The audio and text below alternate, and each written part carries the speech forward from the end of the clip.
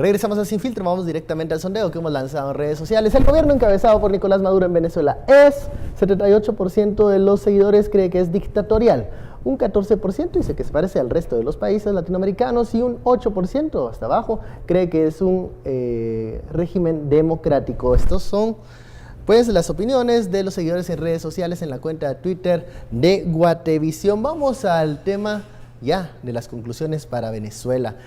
¿Qué escenario hay para ese país sudamericano? ¿Qué pasa si sale Maduro? La oposición, ¿qué tipo de gobierno sería ese? ¿Qué pasa si Maduro consolida la dictadura en aquel país? Escenarios.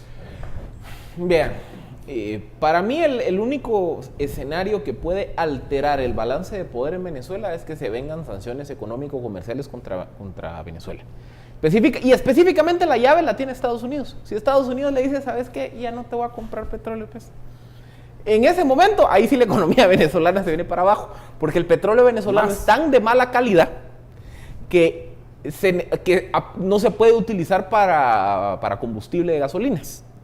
Entonces, de entrada, para Venezuela le va a costar muchísimo colocar ese petróleo en otros mercados internacionales. Eso creo yo que podría ser lo último que debilite al régimen. Porque eso sería clave, porque en el mediano plazo, si se quedan sin los magros ingresos del petróleo, que son una tercera parte de lo que eran hace 10 años, ya el régimen ya no tiene para seguir con su política clientelar, para mantener comprado al ejército, y entonces ahí ya se viene en picada. En condiciones ceteris paribus, miren, el régimen venezolano lleva 5 años aferrándose al poder con uñas y dientes. Otra vez, hace un año, cuando el referendo revocatorio iba caminando, todo parecía que iba a haber un proceso institucional de votación para decidir se queda o se va Maduro. Como todo apuntaba a que iba a perder esa elección, tienen que salir con esta treta dictatorial. Entonces, ¿qué creo yo? Miren, a menos de que se vengan las sanciones económicas, lo más probable es que el régimen de Maduro se va a seguir enganchando al poder. Y aislando internacionalmente. ¿Estuardo? Bueno, más que conclusiones, yo creo que lecciones para nosotros. Eso es lo más importante.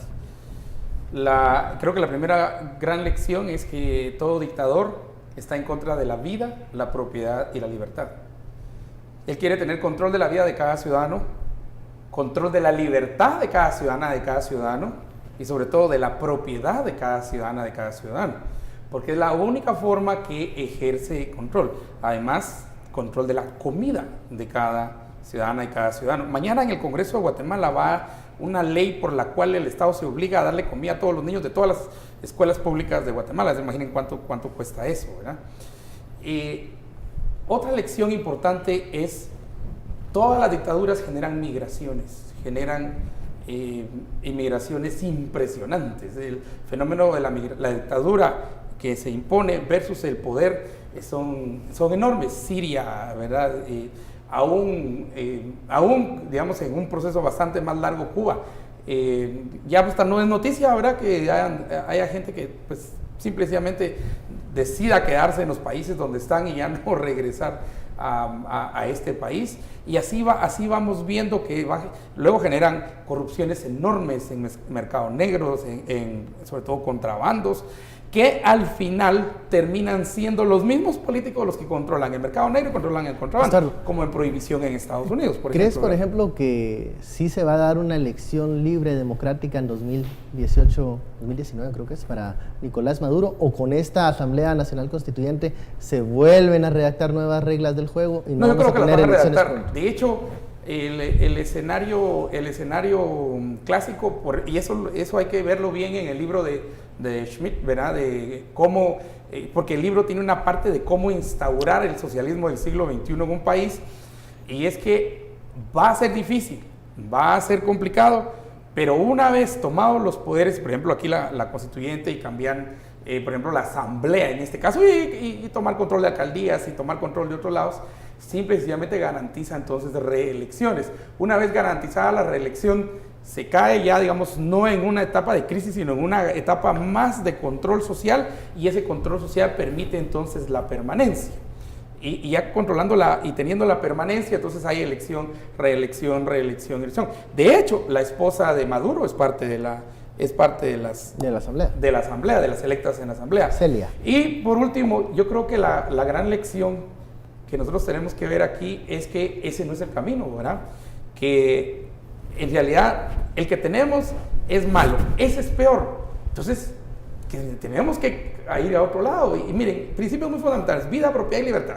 El principio muy fundamental es balance en los tres poderes del Estado, y no lo que teníamos ayer. Reforzar instituciones independientes, sí. Entonces, ¿no? fortalecer instituciones. La lucha contra la corrupción, esa no se puede abandonar. Y me alegra mucho escuchar que el nuevo embajador Arriaga viene, pues, precisamente con bien claro los procesos de lucha contra la corrupción, a apoyarlos, pero no es de quien venga, es de nosotros que estamos aquí, que vamos a vivir siempre aquí. Y por último, yo creo que también un cambio de mentalidad de nosotros, porque vienen los partidos políticos otra vez a ofrecernos la tierra, a ofrecernos la comida, a ofrecernos todo. No, ¿qué partido político nos va a ofrecer y nos va a decir: no, aquí hay que trabajar, hay que sudar? Y posiblemente, sí, va a haber lágrimas y va a haber hasta sangre, pero trabajando, produciendo, no es difícil. No es difícil entender esos temas. Cuando nos vienen con dulcitos y espejitos y les vamos a dar láminas y les vamos a hacer esto, no lo crea, porque esos caminos son los que terminan en dictaduras.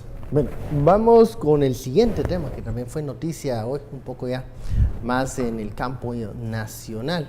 En la torre de tribunales se decidió que el expresidente del Congreso, Pedro Muadi, irá a juicio por el caso de Plazas Fantasmas. Esta es la nota.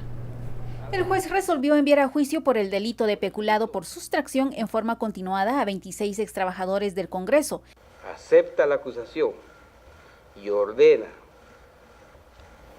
que vayan a juicio oral y público penal por el delito de peculado por sustracción Pedro Muadi Menéndez, Ronnie David Ruano Gil, Pedro Federico Gómez Amezquita, César Augusto Soto Pérez, Carlos William Gaina Cay, Cintia Amalia Córdoba Macía, Juan Carlos Porras Celis, Solimar Díaz Rivas, Eulalia Miriam Herrera Mérida, Rosa Esmeralda Oliva Tojo, Jennifer Ana Berta Ruano Gil, Ronnie David Ruano Gil, Berta del Rosario Gil Serrano y Ana Lucía Reyes Bolaños enfrentarán juicio por el delito de asociación ilícita. En tanto, Héctor Augusto Reyes Gómez, Jimena Turiello Martínez y Axel Estuardo Pérez van a juicio por el delito de lavado de dinero y otros activos, por la operación financiera de dinero de procedencia ilícita. La defensa de Muadi presentó un incidente por las modificaciones de fondo a la acusación que se declaró sin lugar.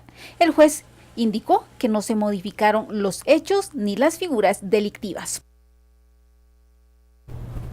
Así las cosas para el expresidente del Congreso de la República, el señor Pedro Muadi.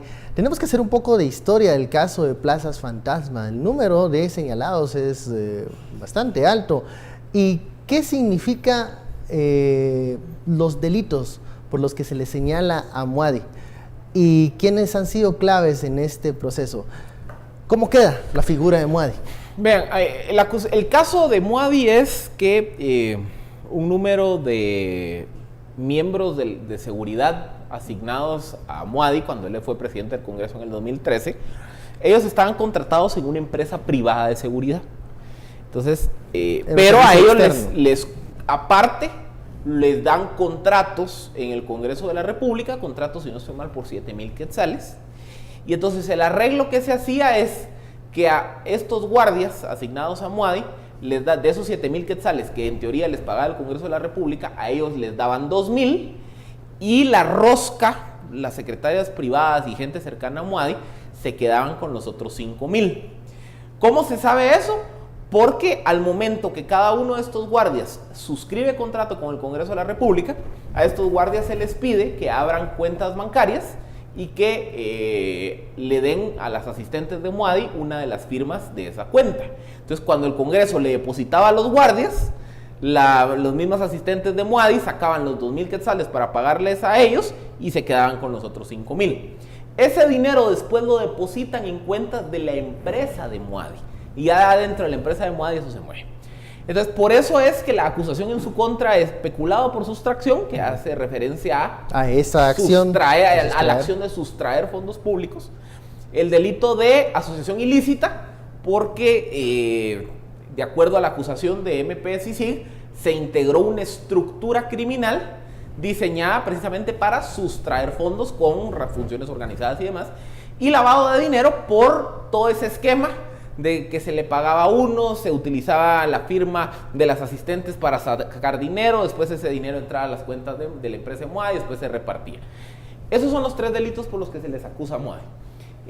Por este caso ya hay condenas, para que no digan que no hay ninguna condena. Han caminado en esos casos. Ya hay, si no estoy mal, 3 personas condenadas por esos 3 delitos y las condenas van de 10 a los 17 años de prisión.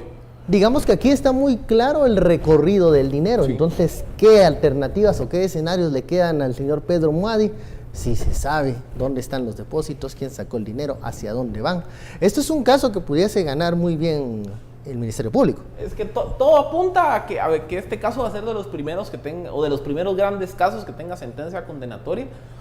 Incluso gente cercana a Muadi, sus asistentes han declarado en su contra, han validado muchas de las hipótesis que ha presentado el Ministerio Público y las sigue. Entonces, digamos que sí, el escenario de Muadi está cuesta arriba. sería cuesta arriba.